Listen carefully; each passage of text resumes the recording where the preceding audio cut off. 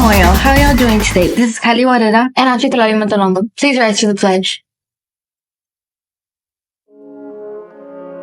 I pledge allegiance to the flag of the United States of America and to the republic for which stands one nation, under God, indivisible, with liberty and justice for all.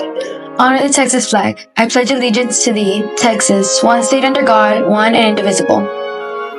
I will graduate from high school equipped to excel in the college and career of my choice, dominate 21st century skills in leadership, knowledge, language, and technology to compete in a global economy and serve as a successful citizen in my community. Now, please remain standing for a moment of silence.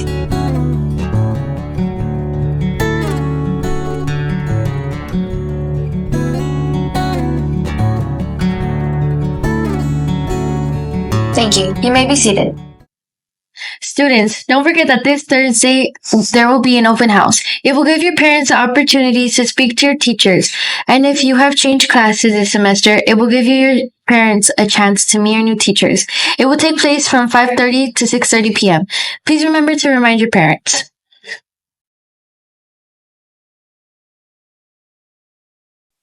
She starred in a famous World War II-era propaganda campaign and eventually became one of the most famous icons in American history. But who exactly was Rosie the Riveter? And what's the real story behind her well-known image? To start with, it's not really about a riveter named Rosie. It's not even about one woman, but about millions. After the United States entered World War II in late 1941, government and industrial leaders called on American women to join the workforce in order to replace manpower lost when men enlisted as soldiers. Some 6 million would answer that call. Between 1940 and 1945, the female demographic of the national workforce increased from 27% to nearly 37%. Half of these working women took on tough jobs in defense industries. Rosie was first introduced to the public in a popular song called Rosie the Riveter, released in early 1943. The song was made famous by swing band leader James Kern K. Kaiser. Norman Rockwell had undoubtedly heard the song when he painted a female riveter on her lunch break for the Memorial Day issue of the Saturday Evening Post that year. Posed like the prophet Isaiah in Michelangelo's famous fresco on the Sistine Chapel ceiling, she rests her foot on a battered copy of Hitler's Mein Kampf. Her riveting gun rests on her lap, while her lunchbox clearly reads Rosie. Rockwell's model was a dental hygienist named Mary Keith, but was there a real Rosie the Riveter? After Rockwell's cover appeared on newsstands, the press lost no time in casting real-life Rosies. One of the most well-known was Rose Will Monroe, who worked as a riveter of B-24 and B-49 bomber airplanes at the Willow Run Aircraft Factory in Ypsilanti, Michigan. Monroe appeared in a promotional video for war bonds after a chance run-in with a Hollywood actor filming at the factory. But Rosie the Riveter was bigger than just one woman. She was a symbol of the wartime work and sacrifice of millions.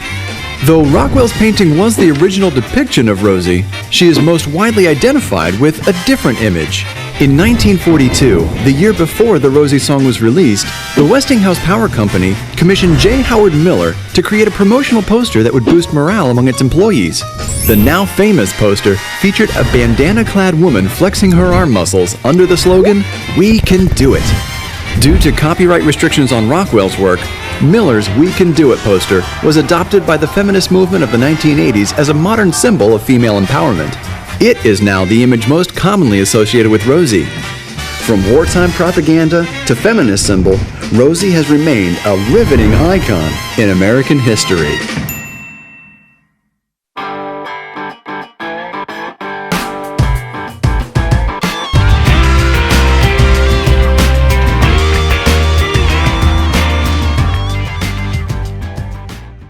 High-speed railways are a way of life in countries all around the world. One such railway should be coming to Texas soon. Texas Central has gotten through the planning stage and has now settled land disputes from Dallas to Houston. Normally, this can take up to 5 hours depending on what your method of travel is, but this new railway would take only 90 minutes. The project can still be derailed if funding isn't taken care of, but Central Texas, the company in charge, is hopeful that everything will go according to plan. Let's hope that this leads to a cleaner future for Texas. In the words of Princess Diana, I don't go by the rule book. I lead from the heart, not the head. Sometimes our minds can talk us out of things because we think of all the ways things could go wrong. But if you listen to your heart, it will lead you to your answers. This is Kali Barrera. And I'm Chitrali Montalogo. Signing off. Have a great day.